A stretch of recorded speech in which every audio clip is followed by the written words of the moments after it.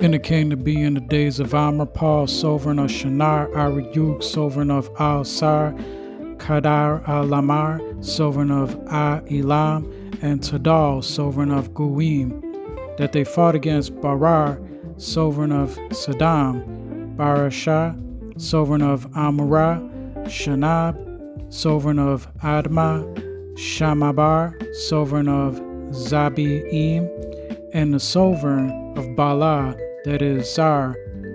All these joined together in the valley of Shadim, that is the Salt Sea. 12 years they served Kadara Lamar, and in the 13th year they rebelled. And in the 14th year, Kadara Lamar and the sovereigns that were with them came and smote the Raphaim and Ashtarat, Karanim, and the Zuzim and Ham, and the Aimim and Shua Karitim, and the Huri and their mountain of Sha'ir as far as Al-Paran, which is by the wilderness.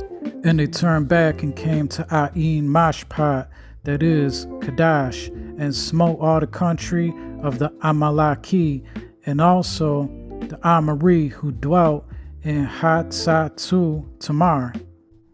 And the sovereign of Saddam, and the sovereign of Amurah, and the sovereign of Admah, and the sovereign of Zabi'im, and the sovereign of Bala, that is Zar, went out and joined together in battle in the valley of Shadim against Kadara Lamar, sovereign of Elam, and Tadal, sovereign of Guim, and Amrapal, sovereign of Shinar, and Ariuk, sovereign of Al-Sar, 4 sovereigns against 5. And the valley of Shadim had many tar pits, and the sovereigns of Saddam and Amurah fled and fell there, and the remainder fled to the mountains. And they took all the goods of Saddam and Amurah and all their food and went away.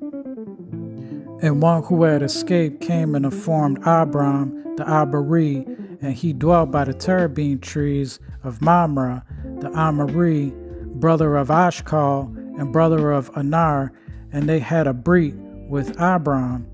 And when Abram heard that his brother was taken captive, he armed his 318 trained servants who were born in his own house, and he went in pursuit as far as Dan.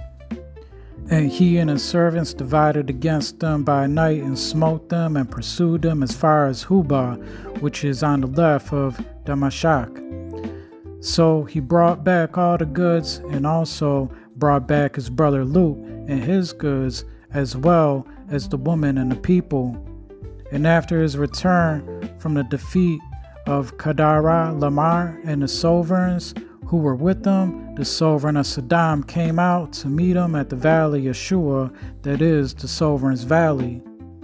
And Malky Tsadaq, sovereign of Shalom, brought out bread and wine. Now he was the Kahan of Al-Yun, and he baraked him and said, Baruch be Abram of Al-Yun, possessor of the Shamayim and earth. And Baruch be Al-Yun, who has delivered your enemies into your hand, and he gave him 1/10 of all. And the sovereign of Saddam said to Abram, Give me the people and take the goods for yourself.